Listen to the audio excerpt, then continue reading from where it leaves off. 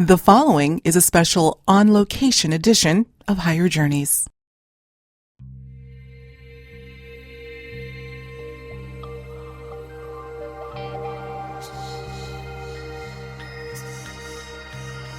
Is there a veil between this world and the next? And if so, is that veil finally thinning? That was the question I posed to international renowned psychic medium John Holland while sitting down on location at the Moth and Moon studio in Bedford, New Hampshire. But that question was just the tip of the iceberg. We covered so many critical issues surrounding the idea of the spiritual, psychic, and intuitive realms. Why does it seem that more people are becoming psychic or intuitively inclined? How do we actually know if we've been in contact with the other side? And is technology bringing the spirit realms closer to us? These are just a few of the questions I asked John during this most candid and somewhat unusual discussion. At the end of it all, John maintains his position. We are all psychic at our core, but as he puts it, the price of sensitivity is sensitivity. Here's more of what he had to say.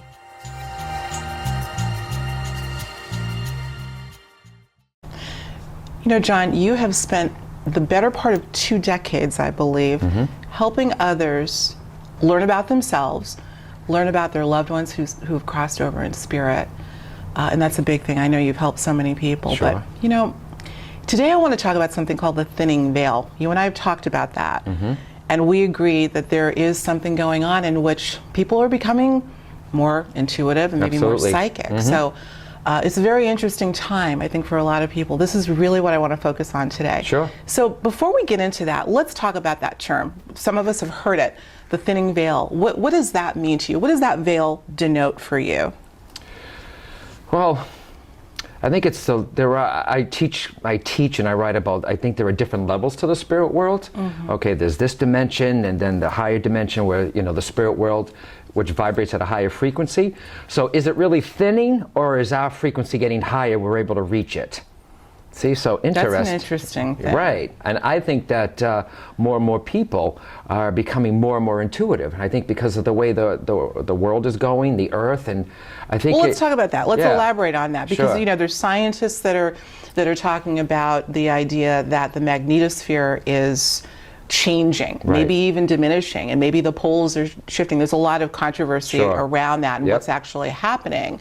But from a cosmological or planetary standpoint, because I think let's stick with this, whether it's thinning or we're getting closer to it, I happen to think it's diminishing. But that's just, I guess it's just a perspective. Right. Cosmologically, is there something happening there? I mean, we've talked about the frequency raising on the planet and thus ourselves. What are your thoughts? Well, I'm on only that? going by, I mean, I don't know, I can't go into this, I'm not a scientist, but I notice by my classes that I teach, whether it's psychic development or the unfoldment of someone's mediumship, more and more people are coming in here, and I'm just noticing more and more people saying their spiritual light is opening and their intuitive is like on. And a lot of people, they can't figure it out, they're more sensitive. I just think that maybe there is something happening around the planet. How long have you been hearing this from people? The past couple of years, I noticed that more and more people, like the past 2 years, I noticed more and more people will come into my classes, and I think they're becoming more intuitive, and I think a lot of people think I should be a psychic or a medium. When in fact, you and I talked about this.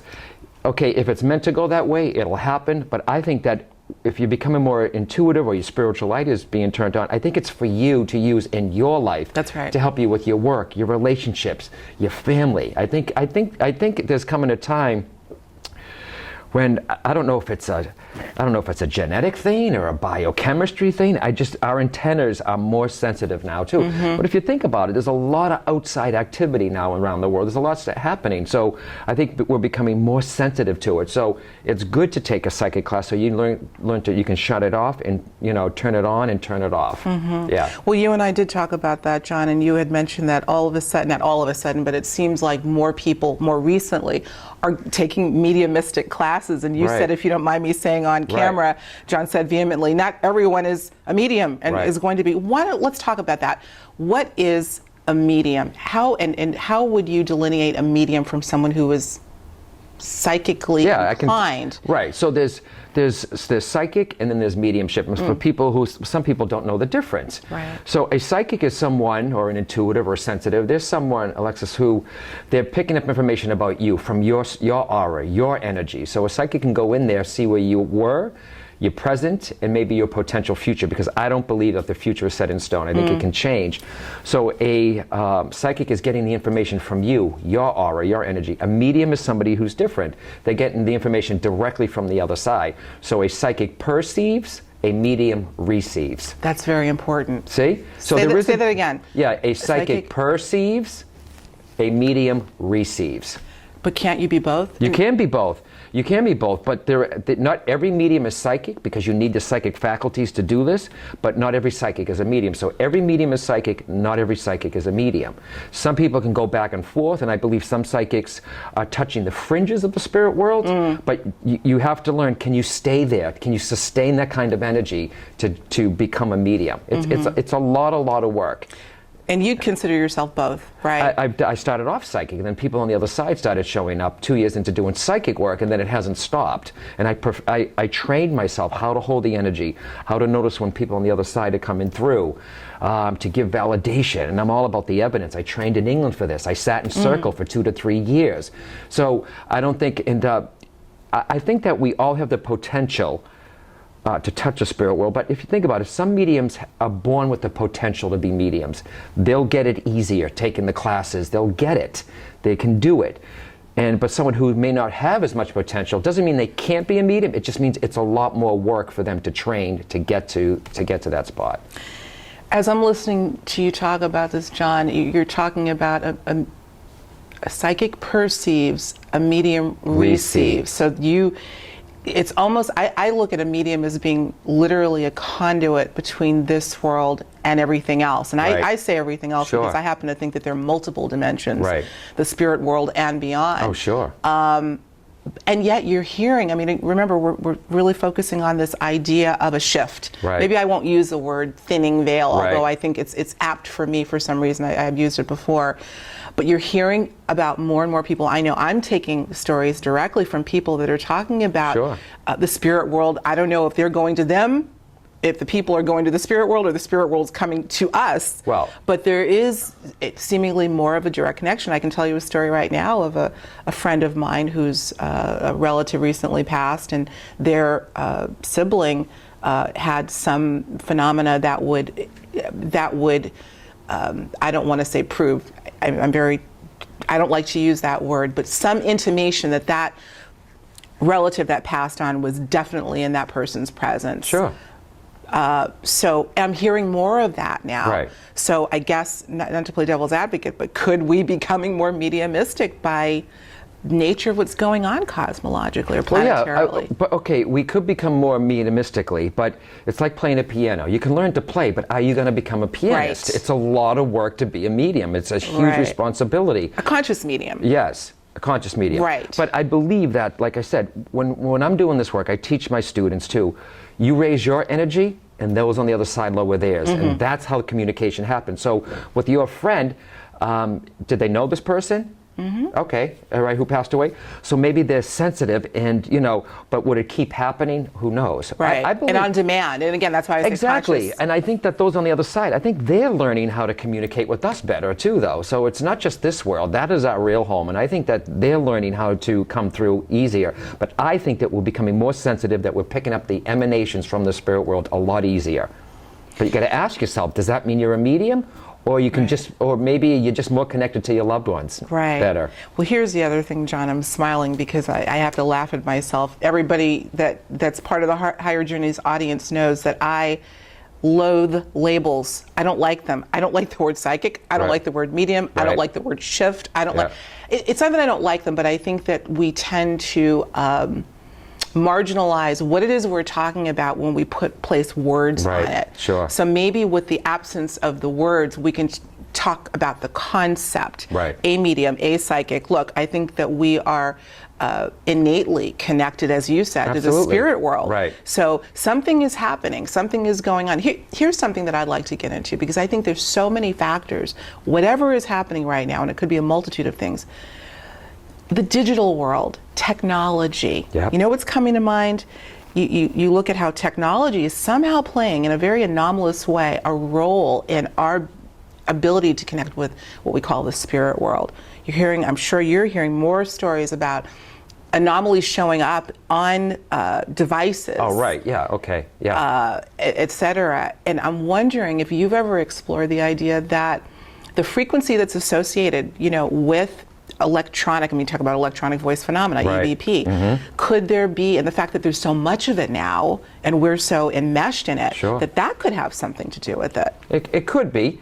A lot of people getting phone calls from their loved ones. If your mom passed away and then her phone, you have her phone number on the phone, names are coming up and then they answer the phone, it's static.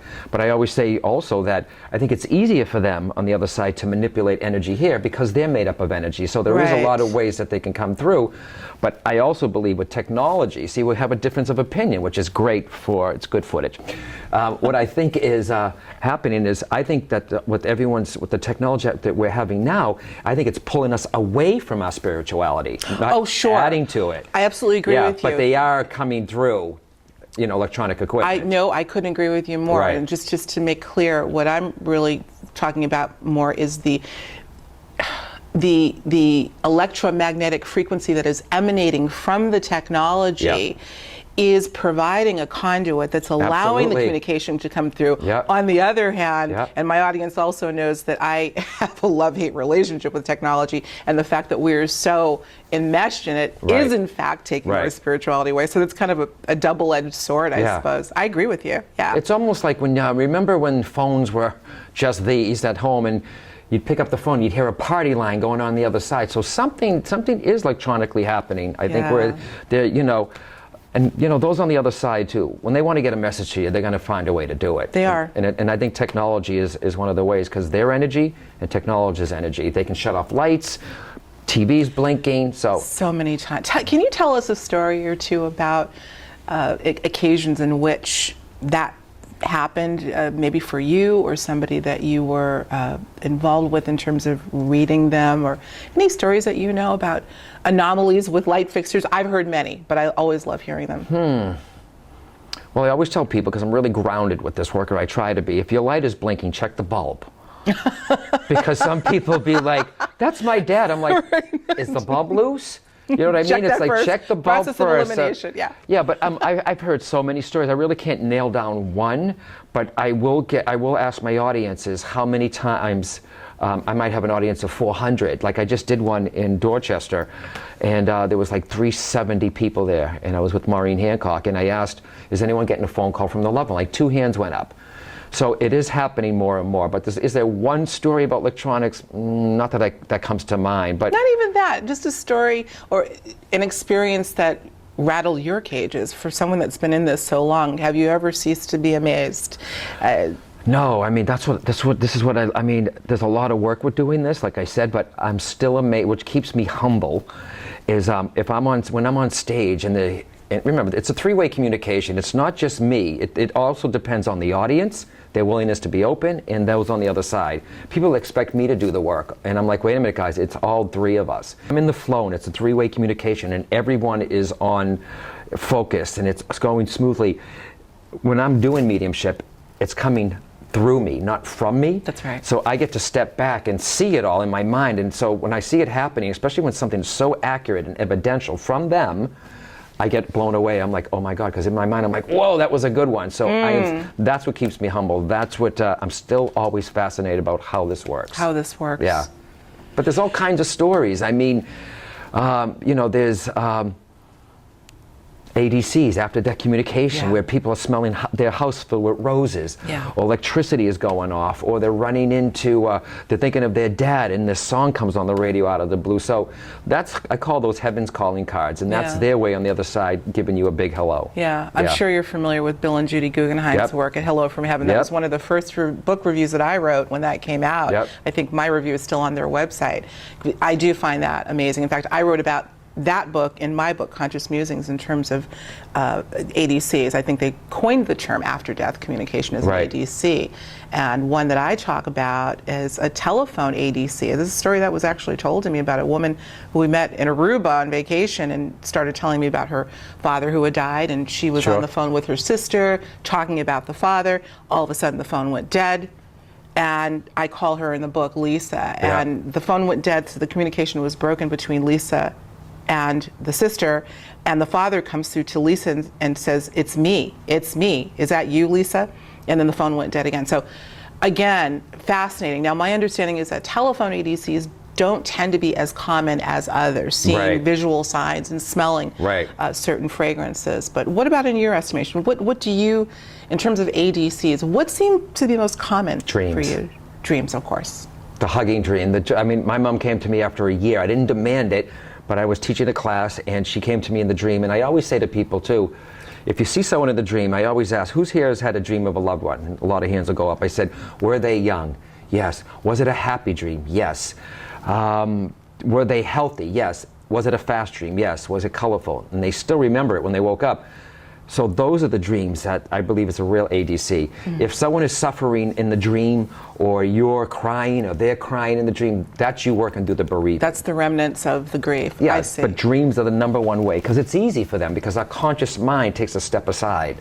And, we're sleeping, and so they can slip into your dreams to let you know, look, it's really me. Yeah, that's the number one way. Are we, in some level, from your perspective, moving into the spirit realm, so to speak? I mean, some people feel that we leave our bodies when we. I agree. When we sleep. I wrote about this. We, just like when you go to bed at night to get physical rest for your body, your spirit needs a rest. So it leaves your body, and you don't die. There's a silver cord. You're still connected to it. It needs to go back home to the spirit world to rejuvenate, so it comes back into your body, because we always forget. Either technology is making us or taking us away from our soul. It's pulling us out. You're not meditating more. So you're a physical being and a spiritual being. Sure. So you have you can go either way. And I tell people, make sure you're if some people take a lot of spiritual classes, like the people who are waking up intuitive, or their light's coming up, they don't know where to go. They're a little lost. What am I supposed to do? Take a class, read about psychic ability, read about your energy centers, but don't go too far with it. You're still a physical person. You know what I mean? So some people go spiritual, or people forget they're spiritual and they just stay here. There's a balancing. I'm still learning to balance my physical life with my spiritual life. Maybe you too. I think we all are. Yeah. Those of us that have an interest in pursuing that part, we do. Well, you think of the New Age circles, particularly years ago, that the whole goal was to fly out of the top of their head and go fly around, and that's the way it was supposed to be. Now the conversation has shifted more to grounding. I mean, you're even hearing about the importance of earthing and grounding to remain focused, and yet still develop that spiritual proclivity, which we have. So it's just a very interesting time. Well, look at kids too now. I mean, there's a lot of kids with ADD, ADHD. Just talked about that. Asperger's. So something's going on here. I mean, maybe when we were kids, maybe we were all like that, but we didn't have a label. We were just the quirky kid or something. But I think that I think the wiring in our system is changing too, though. I really do. And is video games helping kids? That's a whole nother discussion. But I think it's, the fast pace and the video games and all that, I think it's doing something to the brain. I agree. Yeah. Our cognitive abilities have shifted for adults, children and adults alike. Exactly. I'm smiling, John, because I just, as you know, just got back from Los Angeles to interview a friend and colleague who came in from Australia named Mary Rodwell, and we spent not the majority, but a good deal of the time in our conversation talking about what we call the autism, the spectrum of autism, how common it's becoming, and is it a misunderstanding of what we are? Is it really a disorder, or is it a new kind of human? I'm not going to go too much into it because I want everyone to watch the show, but this is a big discussion. What society is labeling as something being wrong may just be a gross misunderstanding of these new breed of children coming in who have a proclivity to be psychic, intuitive, telepathic. Some of them are even doing telekinetic work. levitation. So Yep. yeah, I think you're touching on something big. Well, I think that I'm not a doctor, so I can't, I can't diagnose, but I think that kids are being born. I mean, I wrote this about in The Spirit Whisperer. There's a whole new generation of kids being born. Yes. How do we know, I don't know if we'll know this in our lifetime, but how do we know the kid's wiring is not being genetically changed to prepare us for what's coming? Yeah. See what I mean? So I absolutely do. And you can Yeah. get into a huge discussion with this, with doctors saying, no, it's the synapses of the brain. There's a definite issue. I'm not a doctor, but something is going on because every kid. And do they need to be put on medication? Like I said, this is a whole nother thing. I'm not talking about medicine, but they're dulling their senses as opposed to, you know what I mean? But like I said, maybe kids need to be on some of these medications. I'm not sure, but I see this all the time. Yeah, I don't know if it's a one-size-fits-all. Right. Neither of us Perfect. are physicians, nor is Mary. She actually is a background as a nurse midwife and RN, so she does have some idea. But she's I'm talking about Mary Rodwell, of course, incredible geneticists and molecular biologists. There you go. Some of them are also experiencers of non-human contact, and their contention is unequivocally, yes, we are being, or some of us, particularly these new children, are being genetically modified to have more of a natural link, or at least vis-a-vis the modification, to these realms, et cetera. So know that this is a conversation that's happening at a very high level. So I think you're onto something. I just love that you brought this up because some people will touch about the thinning of the veil or opening up here, but no one's really gotten into it like you're getting. But I know when I had my automobile accident, I had a Kundalini awakening probably. I had this energy going through my body. It happened all at once. I was intuitive as a child. The accident awoke the abilities that I pushed away as a kid. Really? Yeah, and so what I got from that accident, it seems like slowly people are being more and more in tune. But it is, I can't come up with a definite answer, but something is going on here. We're becoming more sensitive to the emanations that are around us. And some people, they're picking up other people's problems. Yes. They're picking up other people's depression, and they don't like, what's wrong with me? What's wrong with me? And I said, you know what, the next time most people know if they're a happy person or, mediocre, with their energy, or they're just, monotone. But if for some reason you wake up and you're just feeling out of sorts, like, what's wrong with me? Stop asking yourself what's wrong with me, but who is wrong with me? That's right. Yes. Absolutely. Yeah. Yeah, I've talked about that. You could be picking up on a neighbor's energy. Again, John, I don't think I think I said this in the last show, it's not a this or that scenario, but a this and that and that. Again, we are being bombarded by influences, some in the physical world, many in the physical world, many in the non-physical world. Right. And it seems like there's this convergence of, you could look at it as an assault or just, again, a bombardment of energy. And one of the things that's being talked about in alternative circles a lot is a bombardment of what we call EMFs, electromagnetic frequency, coming from cell towers, coming from smart meters, coming from this, coming from that, not to mention the fact that most of us wired to our cell phones. So certainly that's got to have some effect. It's connecting all of us. Absolutely. When I was living in LA, where you just came from, when I was living there many years ago, where my bedroom was, it was here with a small window behind me, a rectangle window, and behind there was a telephone or a power pole. So one day I was lying there, just coming out of sleep, and I swear I felt like waves, like vroom, vroom, like a steady pulse. And all I could imagine, I was like, what is this? I think it was from the tower that was behind me. It was literally like waves coming into my body. And I never felt it again, but definitely. And I tell too, with my audiences, there are three kinds of psychics. Someone is open to the vibrations around. They have no idea, like the people that are waking up now, they have no idea that they're psychic. They can't go into malls. They're very sensitive. They have no idea Shutting about the down subject. lights and watches and... Right, they have no idea about the subject. The second person is someone who's done a little investigation about psychic ability, or they saw something. But the third person is the person who knows that they're intuitive, that they know the psychic wiring, or how their psychic mechanism works. They study the classes, they learn about the energy centers, the aura, which is very sensitive too. So they're the master of it. So there's the person who doesn't know what's happening, two, who's someone who kind of, then there's the third one who's the master. Because I'll have people say, John, there's people that come into me from the other side, and I don't, you know, and they're doing readings. And I'll say, because you haven't mastered it. You should be the master of it. It should not be the master of you. Mm-hmm. Or at a minimum, an agreement exactly. between the two. Right, master your ability so you're not open to the vibrations, because whatever happens is that then, you know, the veil, or we're raising higher, we're going they're going lower, we're becoming more sensitive as a society. And society does, and it doesn't mean necessarily to take a pill for it. Right. You know what I mean? But right. at the same token, I don't understand this, because you're trying to develop your psychic ability. Well, the price of sensitivity is sensitivity. Yeah. So someone who wants to be more intuitive, they're intuitive, and then they're like, you know what, I'm so sensitive.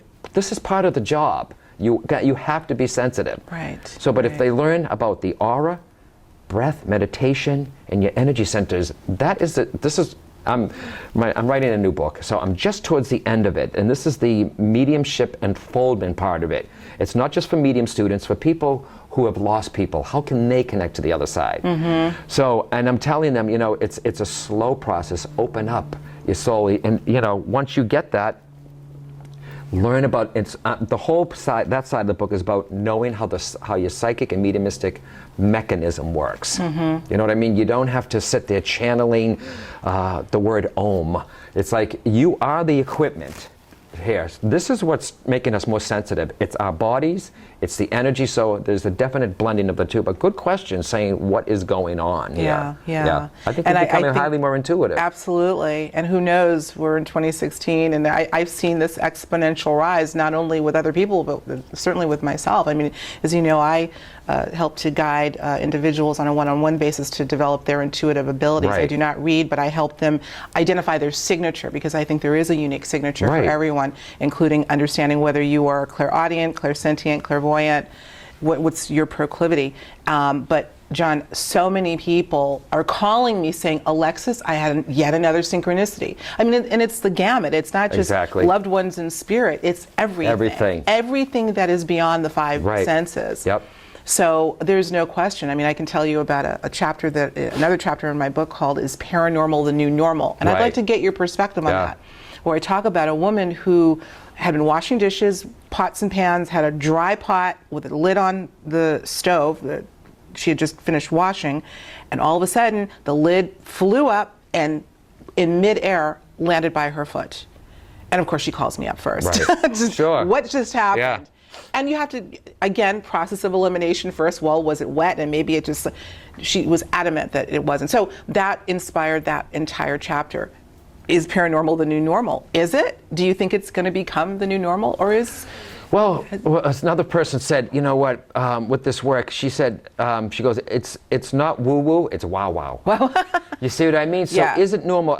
You know, I'd love to take the word para out of the word normal. Me too. Do you Agreed. see what I mean? Mm-hmm. I mean, this has been happening since we've been on the planet. Absolutely. Do you know what I mean? But we talk ourselves out of it. Like that pot, a scientist would say, well, because of the steam and the molecules and because it was under pressure, it raised and flew it off. Did it fly off, or did it just pop off?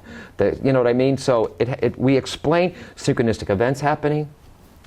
You could be thinking of getting a new job, switching careers, and then all of a sudden you're in a store, someone offers you the job that you just want to, the field you want to be in.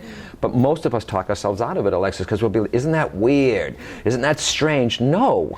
That's your soul. Synchronicity is your soul's way of saying, follow this path. I call it the universe's way of speaking to you. It's a universal language. Absolutely. Here's something, and I know we're going to be heading to break shortly, but something I wanted to ask. We have to be honest with ourselves. Yes, we are. Sure. We are indoctrinated from the time we land here out of our intuitive abilities, right, and to rationalize anything that seems right outside of the box. Do you think that there may have been a program at some level to do that, to keep us from our power? Let me put you on the spot here. No, I think you don't. I think every kid is born psychic, and then around when they start school, 5, 6, we're all born. You see a kid, they're right brain when they're born, very creative. They're That's dancing, right. they're screaming, they're coloring, they're painting, they're So what very happens? creative. That's my point. We start school. we start school at about 5, 6 years old. The left side of the brain comes in. That's right. We have to learn math, spelling, listening to teachers, following directions. So you're pulling away from the creative side, and you have to start using the analytical reasoning side here. And a lot of kids pull away completely from that. Other kids don't. So we're all born this way. But what I'm asking is that, when I say indoctrination, right? Because education is a system, right? Just like any other institutionalized. Yeah. Well, I might in another venue argue that a little bit. The education system as it stands, I really do not think is designed for our highest good. Sure. Let's just say. So the question I'm really getting to, and this may come across as a bit conspiratorial, is the public somehow being purposely indoctrinated away from their intuitive ability? Because how on earth are you going to be able to control the masses if you allow them to be who they really are? That's what I'm getting to. Well, I think it's a brain thing. Like, we start school and we forget. But in one of my books, there's a whole list that I tell parents to, if their kid is doing this, best thing that you can do now is listen to your child. If your kid is saying, Mom, Dad, there's a old woman in my room, instead of saying, go back to bed, you're dreaming, or be quiet, stop lying, or it's your imagination, ask the kid, what do they look like? What is she saying? What is she dressed like? How do you know it's not your great-grandmother coming to visit, taking care of the kid or looking in on the kid too? Mm-hmm. So the best thing parents can do, because kids right now that are born intuitive, they're meant to feel isolated. Okay, they're meant to feel isolated. Something's wrong with them, when in fact, it's normal. They have that gift, whether it's intuitive abilities, like another kid could have something that they could have a musical gift or an artistic gift or an organizational gift. But I don't think people are purposely pulling us away. Life is, you know what I mean? Life is, but what's happening is it's not working anymore, because there are TV shows. This is more accepted now. There's more books. It's not so woo-woo anymore. I mean, you may have the person who's like, and I've been dealing with skeptics this whole thing the whole time, but it's not really woo-woo. It's like we're on television. It's wow. Exactly. We're in books, and it's happening to people in their own families too. Yeah. So something is definitely, but I don't know, is it we being purposely pulled away? No, I think school not set out to do it, but if you think about it, Alexis, too, in the East, a lot of Asian cultures, they're raised going to school. That's right. But yet they're raised about energy centers and the body meditation. That's right, yeah. Well, I'd like to stay on this one for a little while. Sure. One thing I do when we're going to take a quick break, but when we come back, I like to talk about the parents and how important it is for them to nurture this, and get your thoughts on if you're seeing a trend in that direction. Okay, good. So we're going to take a quick break, and we'll be right back. All right. What would you do if the beloved pet you had to put down only months ago suddenly showed up at your doorstep? Or you had a dream that your animal companion told you they would be returning to you. Hi, I'm Alexis Brooks, and after having my own amazing animal return experience, I've put together a compelling presentation called The Evidence for Animal Reincarnation, Clues, Characteristics, Confirmation, that include miraculous stories just like mine that happen to real people just like you. You'll hear powerful accounts of animals returning to their owners after they've died. You'll find out if you can actually encourage your lost pet to return to you, and ways to learn whether they already have. Take a deep dive into the historical beliefs around reincarnation. Learn about synchronicity, intuition, and even dreams, and how they all factor into this miraculous phenomenon. To learn more about this unique presentation and to purchase your copy, visit higherjourneys.com/animal reincarnation. That's higherjourneys.com/animal reincarnation. And maybe you too will witness the return of your animal friend that you've been so longing to see. You're tuned in to Higher Journeys with Alexis Brooks. And now, back to our program. John, I wanted to pick up on a theme that we had started down the road of, and that's parents and the importance of their certainly not patronizing their children and not ignoring when they say, Mom, I saw I don't know what at the end of my bed. Right. And we know that thankfully there are parents that are open, and some of them are experiencers of phenomena themselves, Sure. so they're obviously a little bit more sensitive. But do you think there's been more of a trend toward the openness if you look back over your couple of decades Sure. doing this work, or is it lateral? Parents being more open, that is. Well, I'm getting more and more, like I said, as time goes on, I'm getting more parents asking me, my child who's 3, 4, 5, what can I do? So it's happening to their kids, but I'm just so glad that parents are like, wait a minute, is this normal? There was one woman who saw me recently, and she emailed me, and she said that her kid, who was 11, is waking up screaming, but for years, she let him watch a haunting show on television as a child. So that could be in there, you know what I mean? Scaring the kid. But I always tell parents too, some of the signs first, also for parents, is they're very sensitive. Kids who are intuitive, they take on, they can feel other kids' emotions. They get very, very hurt. They get very they're very empathic to other kids' problems. They commune with nature. Yeah. They fly in their dreams. They know what other people are saying. They're very creative. Those are clues. But what can parents do for these kids? First of all, number one thing I said before, just listen to your child. Don't do what my family did, like, something's wrong with you. Listen to your child. Is that what happened to you? Yes, that's what happened to me. Really? I was made to feel different by my own family. But this is years ago. It wasn't acceptable now. But listen to your kid. Make sure your kid he has his own. Kids that are highly sensitive, they need their safe place. They need to be careful what colors they put in the kid's room. Red is too vibrant for them. It makes them too active. Yellow is too sensitive. And I teach about colors in Psychic Navigator. I'd love to talk about that. Yeah. Yeah. And don't become a stage mother with the kid, like some others do with pageants. Do you know what I mean? If your kid is intuitive, you can encourage it, like you said. And how do you encourage it? You could play psychic games with them. There was one place called A Place of Light down in Massachusetts. I'm not sure if it's still opened, but she used a lot of American Indian traditions. So American Indians would come in and teach these kids, and young kids would sit with their backs together, and they'd have 4 or 5 marbles or crystals in front of them, and the other kid would have 4 or 5 crystals.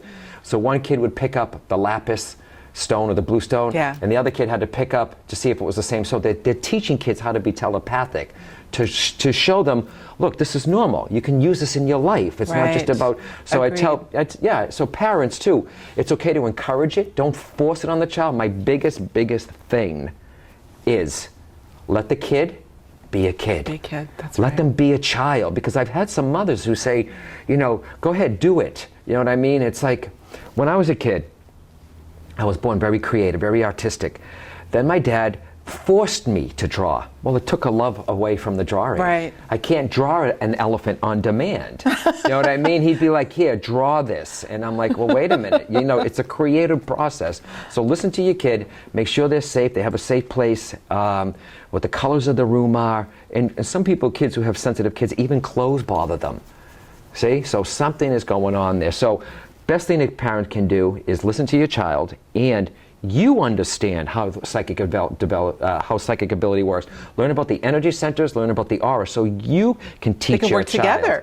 They can work together. And some kids that are like young, 4 or 5, my technique is now that I came up with is teach the kid about the energy centers. You don't have to get too deep into what chakra system is. Teach the kid that we have balls of light here. And at night, you can be with the kids saying, let's turn down your lights. So they're less sensitive. So they, that the outside world is not going to influence their dreams. So those on the other, they're not so sensitive of picking up the emanations from the spirit world. I'm going to go back when you just reminded me, forgive me, audience, and forgive me, John, but I for some reason, I'm just stuck on this, the effects of electromagnetic frequencies in our immediate environment. I'm talking alarm clocks, obviously TVs, devices in the room. Right. Again, this is not my conversation. This is a conversation that is quite ubiquitous in the conscious community.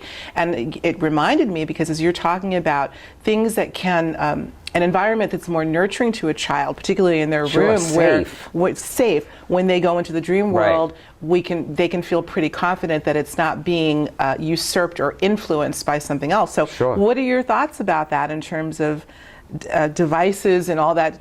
I mean, would you agree that those types of things in excess in a room are not good for really anybody? Absolutely. And could influence our dreams in not a good way. Most people, before they go to bed at night, and even the scientists or the healthcare professionals, they're saying also, don't look at your phone before you go to bed, because it wakes up the synapses of your brain and it gets your brain neurons going. The bright light.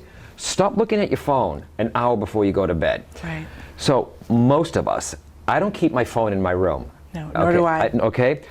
A lot of people, and I just said this to my audience the other day, how many people have their iPhone or their phones right beside the bed? A lot of hands went up. A lot of hands. I said, how many of you, the first thing you do is you reach for the phone in the morning, even before you get out of your bed, to check Instagram, Facebook, emails, Twitter, text? A lot of hands went up. I said, do me a favor, everyone. Technology is pulling us away from ourselves too. Video games with kids, instead of it's pulling us out of our soul. Okay, I mean, the soul will always be there, but some people, they wake up, they look at their phones. I said, before you touch the floor in the morning, before you reach for that phone, put your hands on your heart, your chest, and just say, hi. Let your spirit come back into your body. Merge with yourself. Get You've been out all night. Exactly. Right? Yeah, and your little spacey. So before you set your foot on the bed, you put your foot on the floor, put your hands on your heart and say, I'm a soul. Just take a few deep breaths, blend back into your body, become grounded. You could also say, okay, what kind of day am I going to have? Okay, and just take a few moments for you. But so what I say to people is, instead of reaching for your outer technology, reach for your inner technology. High five. Yeah, so that came to me, and I'm like, out of the blue, or was it given to me? I'm not sure. I'm like, well, that's really good. And so some people get it now. So I don't keep my phone in there, in my bedroom. I don't need to, I go to bed to soft music. And also, try not to have an alarm that's like, one of those ones that jump out of bed. Soft. Come back into this earth plane. It could shock the body. Absolutely. Come back into the earth calmly. But think twice about looking at your phone before you get up. Think 3 times before you look at it before you go to bed. I am such an advocate of not having any technology in the room. My husband and I, neither one of us bring a device of any kind. Really, I'm ready to throw the TV out the window. And I'm not putting down technology. It's wonderful. But it's, I write about this a lot. Right. And I just did a show on where I talked about the incessant use of emojis and how that is really taking language away from us now. And now we're pouring our emotions into an icon. We've got an issue that that needs to be dealt with. I love technology, but I set boundaries. Very, very outspoken on that, perhaps maybe too much. But yeah, I do think we need to take stock of what role technology is going to play in our lives. And you go out and everybody knows, and my husband and I are constantly looking at people that are just doing this constantly. Well, and I know we're pulling away from the subject, but not really. Yeah, I mean, these kids now too, I'm not a parent, okay, so I'll put that out there first, but the kids that are everything is texting. Well, how is that kid going to be in society, face to face with someone? They don't have social skills. There are problems that are already occurring in that regard. And haven't you seen parents? Haven't you seen a family at a restaurant, Chinese restaurant, whatever restaurant it is? Nobody's talking to each other. The mom, the dad, and the child, even the baby who's in the crib, the chair crib. The babies have the. And you see kids now too with magazines. You see the kid doing this. The kid doesn't know the babies. They think that anything, So it's like, and it's alarming. It's our responsibility to say, you know what? And there are some parents, you know what? They'll put a basket in the living room and say, that's where it goes. I love parents who say, do not bring your phone to the dinner table. That's right. Yeah. I'm one of those people. Yeah. I'm not a parent, but I mean, even if it's a friend, and adults too, this isn't just about the kids, and that's what's a little scary to me. So, and we're not really getting off the subject, John, because this all plays into, we're talking about the possibility of a thinning veil or a shifting paradigm, and our opportunity to become more, quote, psychic, spiritual, et al. Right. And if that's the case, then we also need to be talking about the things that may be inhibiting or preventing that potential. Yeah. And this is one of them. Yeah. I think for sure I could talk about the technology thing for a long time. Well, we get it. You could be somewhere, and remember back in our day when you couldn't take a phone with you in the car. It was just like, you know, they had an answer. It was too heavy. The answering machine at your home, and then, but you know, someone sees, they hear a blink in a text, they immediately, the brain goes, gotta grab it. The phone. That's right. It happens with me too. So yeah. it does something to the brain that's like it's making us ADD. Like, okay, squirrel, you know what I mean? Yeah. Shiny thing.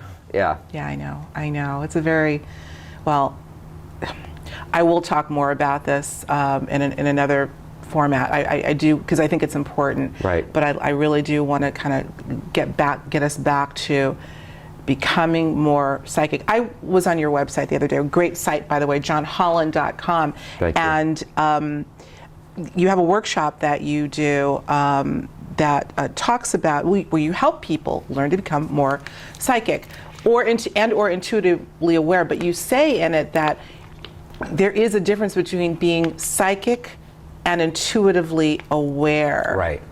I don't know if we touched on that in the beginning or not. Not quite in this way, I don't think. It's the same, really. Intuition. Someone says, "What's the difference is between?" psychic the next level? Yeah, I mean, intuition? like I'm doing a workshop with Lynn Robinson, Power of the Soul, and it's soul strategy, it's soul guidance and intuitive guidance. Lynn, I think intuition. People like you can make intuition work for you instead of getting that hit every once in a while. Psychic ability is taking intuition and making it work for you. Okay, so they're kind of the same. You know what I mean? But intuitively aware is learning you are psychic, doing something with it, so you're not getting that one off. Your intuition, when you can find out stuff about work, the right path, your intuition wants to know, where do you want it? What do you want? What do you need to know? So I try to tell people to be intuitively aware. It's like psychic ability. Mm-hmm. So there is a difference, but it's almost the same. Do you think there's certain times of the year when we're more psychic than not? When we're more switched on than not? And we're going kind of back to the planetary and the lunar, solar cycles, the equinoxes, the solstices. And there's a reason why I'm asking that. But have you thought about that? No, actually. But days of the week, days of the month. No, I mean the veil that they say is the thinnest is between like dawn in the morning. That's the time. Yes, that's when I believe that. But I believe that I don't think the seasons, you know, for me, and I like it when I'm around water because it's a conductor of psychic energy. I think for me, I love spring, I love fall. Okay, am I less sensitive to summer? No, but it's I think if you feel good, your equipment's good. Mm-hmm. So what season do you like? Do you mm-hmm. respond? You know, I mean, some mediums may be different, or psychics say, you know what, I love working in the summer, I love working in the fall. But for me, when you're with this air, it's crisp, the leaves are changing, the sun you're is more out. Lucid, you're clearer. Yeah. Generally. Yep. Yeah. I feel really good. And when your equipment is good, your emotions are good, your abilities should be on. Right. Yeah. Well, they say that, I've heard that when you're not in a good frame of mind, you shouldn't, for instance, meditate, because the meditation is going to be, you know, sort of compromised because you're in a bad mood to begin with. And I that makes sense to me. Right. It would seem that any kind of spiritual work, working with crystals, which I do a lot, yeah. If you're feeling funky, leave it alone until you're in a better frame right. of mind. Yeah. So. But I feel too. I beg to differ. Okay. Okay. Please. When you're in a bad place, you Joe Dispenza's work. Yeah. He teaches you, if you're in, you know, do not leave that chair from your meditation until you know how you want to be, and you can have that shift.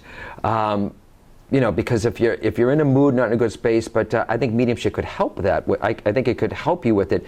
I think meditation, for me, it gives you a chance to step back from your life, from your problem, so you can look at it instead of being in it. Mm-hmm. Yeah. Fair said. Fairly yeah. said. Yeah, I think that's great. Yeah. Color. I have this thing about color, which of course we know has its own frequencies, energy signature right. and frequency spectrum. Sure. Yeah.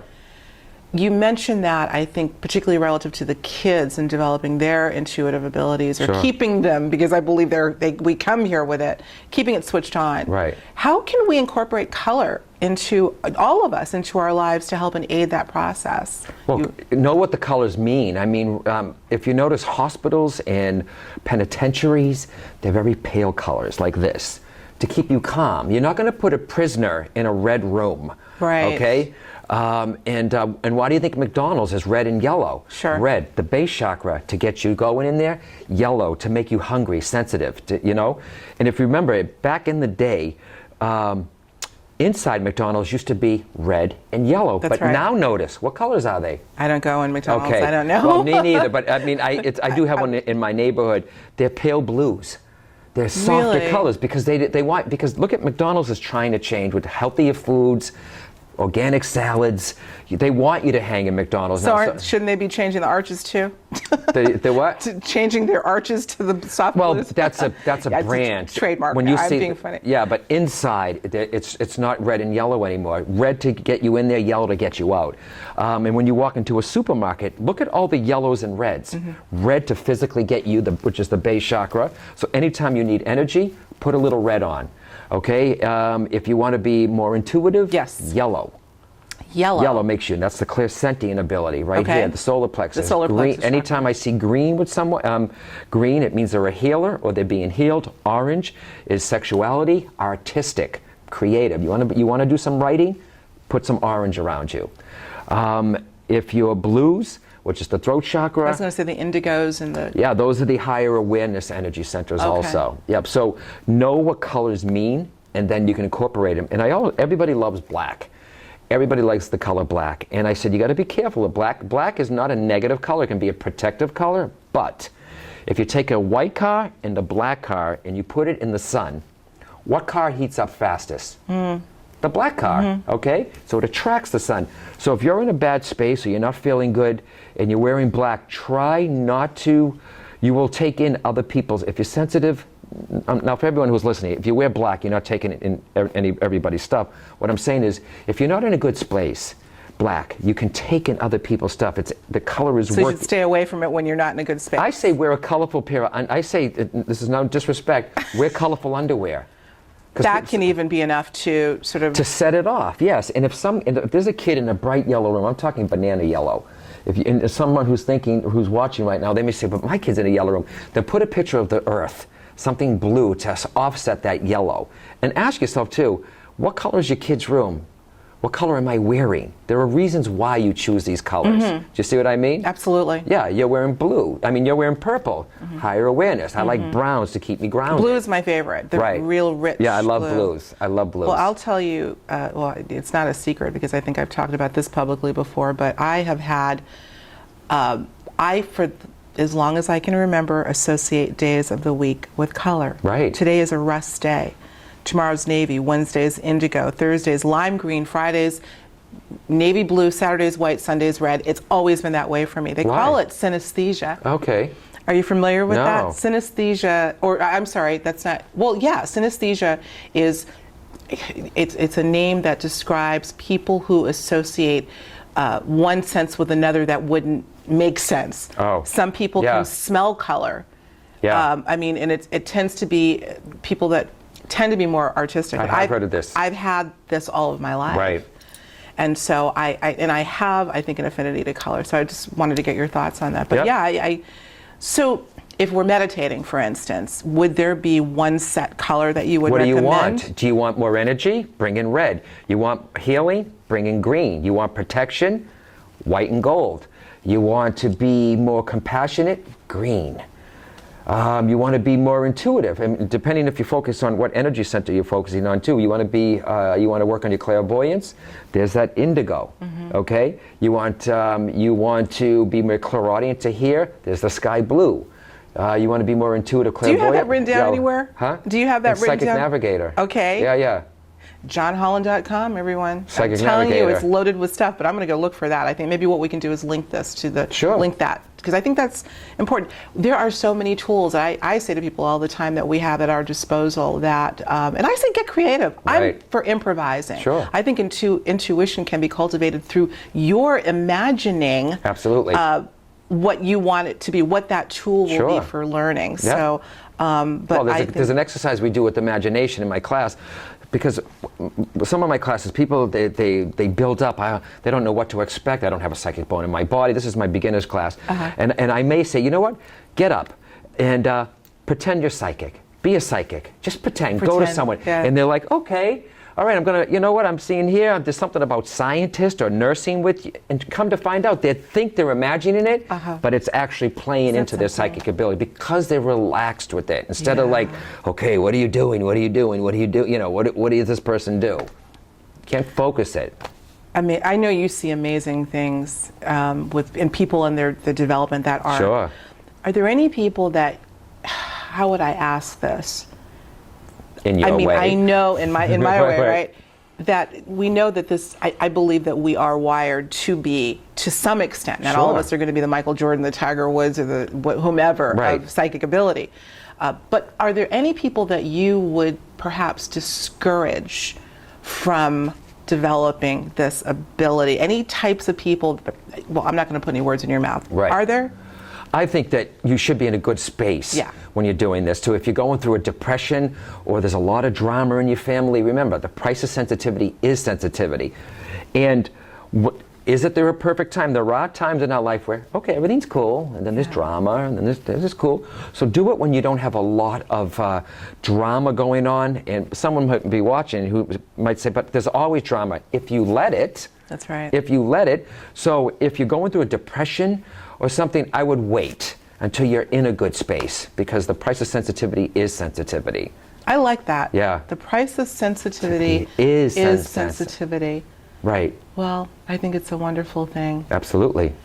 You're a busy guy. You got this book going on. You're going to be doing a session, a big session at the upcoming Natural Living Expo. I believe that's November 12th in Marlborough, Massachusetts. By the way, right now we are in Bedford, New Hampshire, Best still in New expo England. ever, though. I mean, I've heard that. I'm hoping to be able to make it this year. you've never been? So I have not. It's amazing. It's 9,000 people went through their doors last year. And a lot of people from out of the area as well? Yep, out of the area, and it's but remember, we have all of New England to people to tap in. They can tap in here too, though.